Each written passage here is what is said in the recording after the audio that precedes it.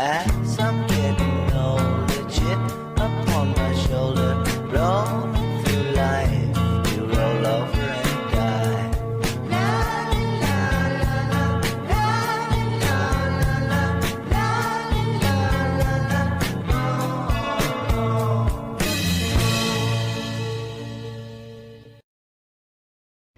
Hey guys, it's Streed, and today I'm going to be reviewing one of my all-time favorite 1970s exploitation creature feature films, Stanley. Stanley was directed by William Griffey. It was an obscure creature feature, but it can be considered an exploitation film. For those of you who aren't into grindhouse films, don't let this label deter you from giving it a chance. It has minimal elements of grindhouse and exploitation, but this is one of the more nuanced films considered grindhouse. It starred Chris Robinson, Alex Rocco, who played Moe Green in the classic film The Godfather the very same year, and Steve Alamo, who was a singer in the 1960s. I first discovered this film on the Mill Creek Gorehouse Greats collection, which includes films like Trip with the Teacher, Nightmare on Wax, Blood in Dracula's Castle, and others. Stanley is about a mentally ill Seminole Indian named Tim O'Choppy who fought in Vietnam and now suffers severe PTSD. He cares deeply for nature, and particularly an eastern diamond-backed rattlesnake named Stanley, and another snake named Hazel. He rescues snakes and sees them as his family, but as the film goes on, he exacts revenge on the greedy snake poachers along with other enemies of his. This is probably the very first exploitation flick I've ever seen, because I don't know, like, maybe it is, I'm not sure, but I'm pretty sure it is, because when I got the Mill Creek Gorehouse Greats collection, this was the very first movie I watched on it, and when I first watched it, I absolutely loved it, and I still love it despite the flaws it has. It's a very solid movie. And despite it being labeled a creature feature film, which it definitely is, and an exploitation film, which it's kind of is, it's more of a creature feature drama, if that makes sense. Now, we're going to get into the strengths of the film. The strengths is the characters. Not all of them, but most of the characters in this film are actually, they have some depth within them. Like the main character of Tim O'Choppy. He's played excellently by Chris Robinson, who gives a really, really good performance. I absolutely love how this man acts. I've only seen him in 2 movies. I first watched him in this, and then I also watched him in the Cycle Savages with Bruce Dern, which I believe that was my first Bruce Dern movie. And I can't remember that movie specifically, but I know he's a good actor, you know? You really get the emotional struggle and the turmoil that Tim has through Chris's performance in this. He plays it very well, and he's very natural with the snakes he performs with, which are real snakes. Like, yes, there's a few hokey, crappy, fake shots in this film, but for the most part, the snakes are real, and he's actually very natural with them. He's not all tense and I'm scared of snakes. He's very good. He pulls off loving snakes very well, you know. And the emotional plot with Tim kind of losing his mind progressively throughout the film, I absolutely loved that. It made it feel more realistic, and it just gave it a sense. It just made it compelling, because usually in these exploitation movies, it's all like blood, guts, sex, violence. But this one, it felt more like a genuinely compelling story with elements of grindhouse and exploitation put in. Because there's very few. I don't even really think there's any nudity, and if there is, it's very, very sparse. But from what I remember, there's not really that much nudity. The gore is minimal. It's not like outrageous gore. It's very minimal gore, you know what I mean? And I absolutely love the music in this film. I love the 70s beats in here. It's a shame that this movie doesn't have a full soundtrack, but I love the little 70s songs you have in here. And the main theme for Psycho, the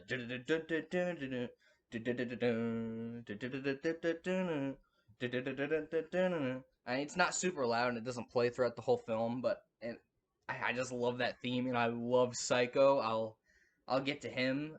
Um, oh yeah, I should elaborate more on the characters. Okay, I talked about Tim O'Choppy. The villains, there's a lot of villains in this film, including Tim himself, but he's sort of a tortured villain. He's an anti-hero of sorts, which goes full villain at the very end, and I'll explain that. So there's Sid. He's very sleazy, grimy asshole dude that's married to or I think he might be the boyfriend of Tim's mother. And yeah, he's a very sleazy, nasty dude, but he pulls it off so well. He also does a really great performance. I love every scene he's in. He's a perfectly hateable scumbag. Bob and Frail were fine, if a little comic reliefy, but I don't mind that. You know, I don't mind that. And then we got the main villain, Tompkins. Now, I will admit, he doesn't have that much depth. There's not much of a reason, as maybe because he's greedy. I don't know. He's a little bit one note, but he's hateable in his own way. And he's played decently by Alex Rocco, who of course plays Mo Green, the Godfather. I mentioned that. By far, the greatest character in this entire movie is Marty Psycho fucking Simpson. I love this guy. He's played by Paul Avery, who hasn't really been in any other things. Apparently, he was in Three's Company. He played like a cameraman, Superman. Other than that, I cannot find anything else with this guy in it, and it's a shame because he is hilarious in every scene he's in. He gives off extreme Kramer energy. Like I feel like in my head, in my little fan canon, or like in my head, I believe that he's Kramer's biological father because we never see or hear about Kramer's father, and we do sometimes, but it's very brief, and those could be written off as jokes. But I absolutely love this character. He's he's like evil, but without like he's perfectly evil, but also silly. He actually, fun fact, he inspired Marty Gutter Gillis. Yep, Psycho inspired Gutter.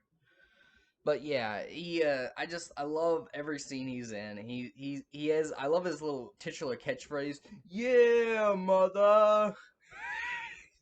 I just love him.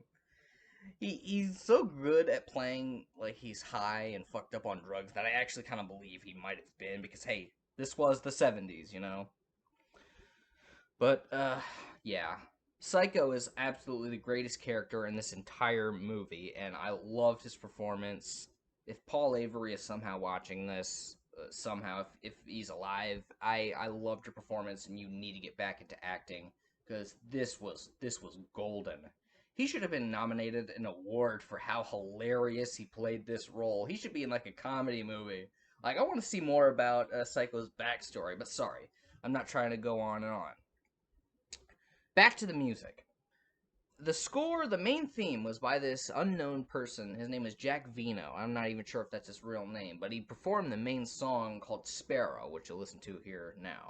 Looking at myself, seems like I'm changing, losing myself in the blues and greens. Somehow I feel so much at ease. My soul is free.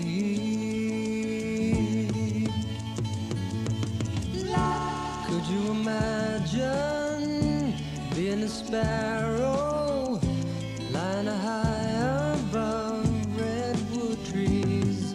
Yeah, it's a very beautiful sounding song, and he wrote another song in this film called A New World. I'm not sure, but he's only ever done 2 songs, and it was only for this movie, which is a fucking shame because his voice is so beautiful. He could have made it big, honestly. And I'm not. This is no hyperbole. This is not being blinded by nostalgia. His voice is genuinely gorgeous.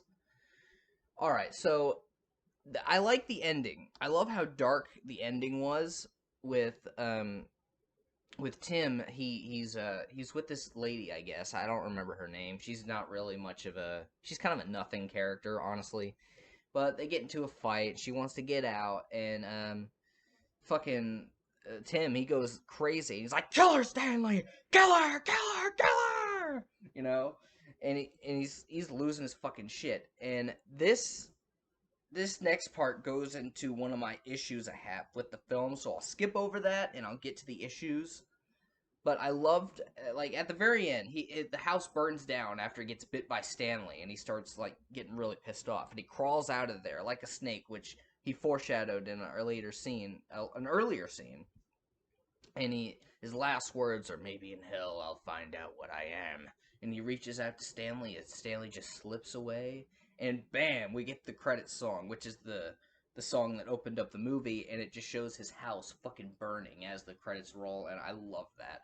It was a perfectly dark ending. It always gives you a feeling of hopelessness, which I love. It's very atmospheric, dark ending, and I appreciated that. And there's also two cool lines, which I talked about. Maybe in hell I'll find out what I am. But my favorite line in this entire movie comes at the very beginning when Tim's one of Tim's old friends comes to try to invite him back into the city. Be like, well, our tribes, they lower in numbers these days, you know, and they talk, and then Tim's like, no, I don't want them to gawk at my wife and children, you know, things like that.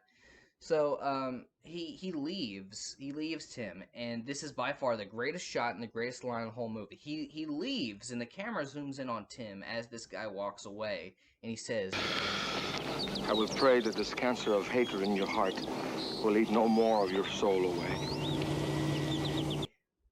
holy fucking shit. That was powerful, and I loved it. I think that was, when I first watched it, that was the scene that really got me hooked into this. I was like, wow, you know, this is not your typical exploitation film, even though I didn't really watch any of them that much, but I was thinking, like, this is not your typical film. This actually looks pretty good with that line alone and the camera work. Wow, that was dramatic, and I loved it. So and also the beautiful camera work. I love that old 1970s grindhouse camera work. I don't know why. It feels dreamlike at times. But now let's get on to the weaknesses, and some of this is very unfortunate. There is, if you're uncomfortable with this, I'd recommend skipping the movie. There is some real animal abuse against snakes, and that is very unfortunate. They could have done it with special effects. Even if they did look hokey, no snakes could have been harmed, because there's a scene where Psycho, he busts into Tim's house, and Hazel and Stanley had these little baby snakes, and they're real baby snakes, and he smashes them with the thing of his gun. Watching that every time, I tear up a little, and I'm like, wow, that's fucked up. And they actually killed baby snakes, and they show it too. So if you don't want to see that, I'd recommend skipping that. And there's also a scene where a snake gets its head shot off. I believe that's by Psycho 2, and spoiler for this whole fucking review is a spoiler. But anyways, Tim's mother, she bites the head off a snake, which may or may not be real. I don't know. But I do know for sure the other stuff is real. It is unfortunately real. And the very end, when Tim, this is what I was talking about earlier, when Tim freaks out, and he freaks the fuck out, he orders the snakes to kill this lady because she's defying him, and he's just losing his fucking mind throughout this whole movie. It just builds up at the very end. He grabs some of the snakes and he fucking whips them, and they're live, real snakes. He grabs them and he whips them and smashes them and fucking kills them, and it's disturbing. That's genuinely disturbing and hard to watch. So if you're not okay with real animal abuse against snakes, I do recommend not watching this. And that's an uncomfortable factor of the film for me that I don't like in any way. Because, yeah, you can watch a movie and not like its effects or maybe a character or something cheesy or something like that, but hurting real animals or real people, that's one step too far. So anyways, there's a few cheesy effects, which I'm alright with, especially when there's scenes where Stanley bites people. It's in like an obvious, it looks like a glass puppet, you know, it's like an obvious puppet where it's like, you know, it's an obvious puppet in a few frames, in a few scenes, but it's not long. There's a continuity error that's in the movie, which me and Jordan actually laughed at. We thought it was funny. It was the scene where Tim was putting snakes in Tompkins' pool because he was going to kill him, right? And he swoops Stanley in. He's like, come on, we got to hurry. He swoops him in. But then he grabs out, he gets in this bag of snakes and he puts them in there. And then Stanley he's still on the fucking, like the deck, I guess. And even though it showed him just swooping him off into the water. So that was a little continuity mistake, which I thought was kind of funny. And there's one uncomfortable factor that I did not like. The lady, earlier in the movie, Tompkins is creeping up on his daughter, and that's the lady that Tim was with that he freaked out with or something. And he's creeping out on his daughter, and he's like, you're just like your mother. And he's feeling up her legs and shit. And I was like, that in itself was uncomfortable. It's just like, get off me, old man. I'm your daughter, remember? I'll be 18 in 2 months. 2 months. Implying that she is 17. I don't think the actress is 17. The character was 17, and the father was creeping up on her. But then later, Tim is implied to, with her, and he's roughly in his early 20s, maybe late, like mid-20s, which that is very uncomfortable, but the film doesn't really talk about it that much. And Tim made a big fucking mistake, a big mistake not asking her age, which, ugh. I didn't notice that till recent viewing, because Jordan pointed it out, but, yeah, that's icky. But another gripe I have with the film is it drags towards the end, like right after fucking Tompkins gets killed in his pool, which is kind of I don't like it. It's shitty. It's kind of a shitty death. But yeah, he gets killed in his pool.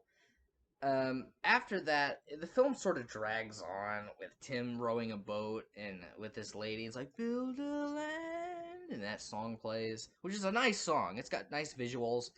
But it's a very useless scene, honestly. You could have cut a lot of, like, the mid-ending out. Like, I love the ending, because that was actually good. But some of the build-up towards that was just slow, and I was like, I don't mind. I don't like this, you know? And now for my last gripe. The deaths are pretty lame. All of the deaths, actually. And that's a real kick in the nuts, honestly. For such a great, interesting movie, the deaths are pretty fucking lame. Like, for instance, the death with Sid and Gloria, I think her name was. That's Tim's mother, Gloria. That kind of sucked. Bob and Crail's death was pretty shitty. Tompkins' death was pretty dumb, too. Bob and Crail, by the way, they drowned it in quicksand, which I don't really care for it. But Tompkins, he gets bit by these snakes in the pool, and it's not as cool as it sounds, honestly. And I think the worst death of the whole movie is for the best character, Psycho. He basically just gets bit in the eye by Stanley, and then he gets off the boat and he starts running, and there's like an obviously dubbed scream where he's like, oh, and he jumps in the water and he just dies. Like, it's funny, but it's still a pretty shitty, lackluster death. All in all, I think I'd have to give this film a 7 out of 8. No, a 7 out of 10. 7 out of 10, that's my final answer. This film is fairly good. It's got really good things, and it's got really bad things. So if you like an emotional plot with some grindhouse aesthetics and some pretty funny, interesting, unforgettable characters, I would recommend watching this. Well, guys, that was the review, and I will see you all next time.